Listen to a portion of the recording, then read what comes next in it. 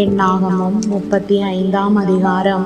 எரிகோவின் அருகே யோர்தானை சேர்ந்த மோவாபின் சமனான வெளிகளிலே கர்த்தர் மோசேயை நோக்கி, இஸ்ரவேல் புத்திரர் தங்கள் காணி ஆட்சி ஆகிய சுதந்திரத்திலே லேவியருக்கு குடியிருக்கும்படி பட்டணங்களை கொடுக்க வேண்டும் என்று அவர்களுக்கு கட்டளையிடு. அந்த பட்டணங்களை சூழ்ந்திருக்கிற வெளிநிலங்களையும் லேவியருக்கு கொடுக்க வேண்டும்.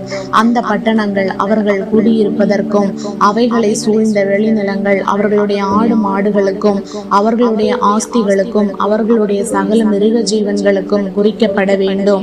நீங்கள் லேவியருக்கு கொடுக்கும் பட்டணங்களை சூழ்ந்த வெளிநிலங்கள் பட்டணத்தின் மதில் தொடங்கி வெளியிலே சுற்றிலும் 1000 முழ தூரத்துக்கு எட்ட வேண்டும். பட்டணம் மத்தியில் இருக்க பட்டணத்தின் வெளிப்புறம் தொடங்கி கிழக்கே 2000 முழமும் தெற்கே 2000 முழமும் மேற்கே 2000 முழமும் வடக்கே 2000 முழமும் அளந்துவிட கடவீர்கள். இது அவர்கள் பட்டணங்களுக்கு வெளிநிலங்களாய் இருப்பதாக. நீங்கள் லேவியருக்கு கொடுக்கும் பட்டணங்களில் அடைக்கலத்துக்காக 6 பட்டணங்கள் இருக்க வேண்டும். கொலை செய்தவன் அங்கே தப்பி ஓடி போகிறதற்கு அவைகளை குறிக்க கடவீர்கள். அவைகளை அல்லாமல் 42 பட்டணங்களை அவர்களுக்கு கொடுக்க வேண்டும். நீங்கள் லேவியருக்கு கொடுக்க வேண்டிய பட்டணங்கள் எல்லாம் 48 பட்டணங்களும் அவைகளை சூழ்ந்த வெளிநிலங்களுமே. நீங்கள் இஸ்ரவேல் புத்திரரின் சுதந்திரத்திலிருந்து அந்த பட்டணங்களை பிரித்து கொடுக்கும் போது அதிகம் உள்ளவர்களிடத்திலிருந்து அதிகமும் கொஞ்சம் உள்ளவர்களிடத்திலிருந்து கொஞ்சமும் பிரித்து கொடுக்க வேண்டும். அவரவர் சுதந்திரித்துக் கொண்ட சுதந்திரத்தின்படியே தங்கள் பட்டணங்களில் லேவியருக்கு கொடுக்க கடவர்கள் என்றார். பின்னும் கர்த்தர் மோசேயை நோக்கி, நீ இஸ்ரவேல் புத்திரரோடே சொல்ல வேண்டியது என்னவென்றால், நீங்கள் யோர்தானை கடந்து கானான் தேசத்தில் பிரவேசிக்கும் போது கைப்பிசகாய் ஒருவனை கொன்று போட்டவன் ஓடி போயிருக்கத்தக்க அடைக்கல பட்டணங்களாக சில பட்டணங்களை குறிக்க கடவீர்கள்.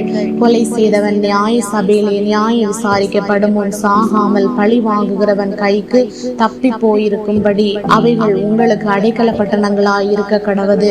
நீங்கள் கொடுக்கும் பட்டணங்களில் 6 பட்டணங்கள் அடைக்கலத்துக்காக இருக்க வேண்டும்.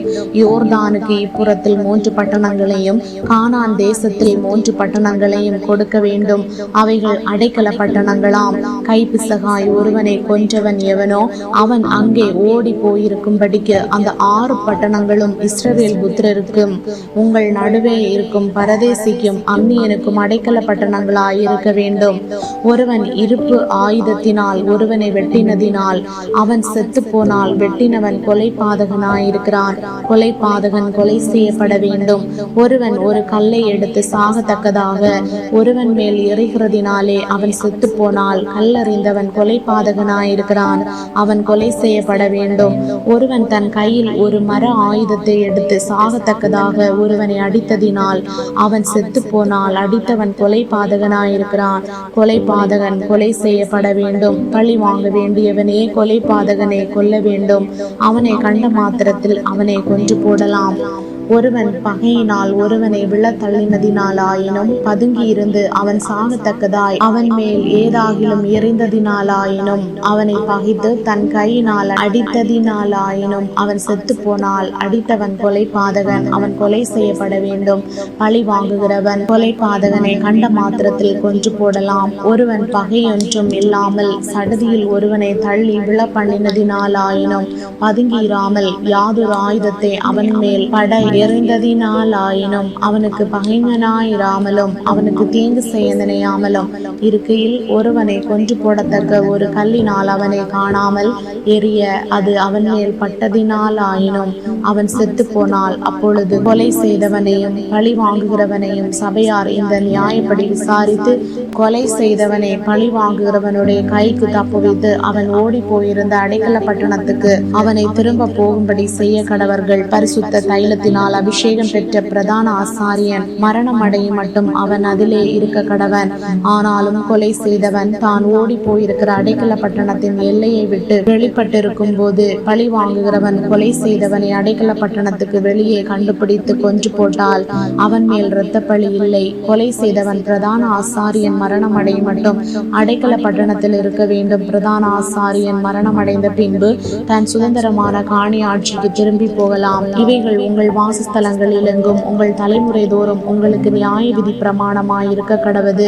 எவனாகிலும் ஒரு மனிதனை கொன்று போட்டால் அப்பொழுது சாட்சிகளுடைய வாக்குமூலத்தின்படியே அந்த கொலை பாதகனை கொலை செய்ய கடவர்கள். ஒரே சாட்சியை கொண்டு மாத்திரம் ஒரு மனிதன் சாகும்படி தீர்ப்பு செய்யலாகாது. சாகிறதற்கேற்ற குற்றம் சுமந்த கொலை பாதகனுடைய ஜீவனுக்காக நீங்கள் மீட்கும் பொருளை வாங்கக்கூடாது. அவன் தப்பாமல் கொலை செய்யப்பட வேண்டும். தன் அடைக்கல பட்டணத்துக்கு ஓடி போனவன் ஆசாரியன் மரணம் அடையாததற்கு முன்னே தன் நாட்டிற்கு திரும்பி வரும்படி நீங்கள் அவனுக்காக மீட்கும் பொருளை வாங்கக்கூடாது. நீங்கள் இருக்கும் தேசத்தை பரிசுத்த குலைச்சலாக்காதிருங்கள். இரத்தம் தேசத்தை தீட்டுப்படுத்தும். இரத்தம் சிந்தனவனுடைய இரத்தத்தினாலே ஒழிய வேறொன்றினாலும் தேசத்திலே சிந்துண்ட இரத்தத்திற்காக பாவ நிவர்த்தி இல்லை. நீங்கள் குடியிருக்கும் என் வாசஸ்தலமாகிய தேசத்தை தீட்டுப்படுத்த வேண்டாம். கர்த்தராகிய நான் இஸ்ரவேல் புத்திரர் நடுவே வாசம் பண்ணுகிறேன் என்று சொல் என்றார்.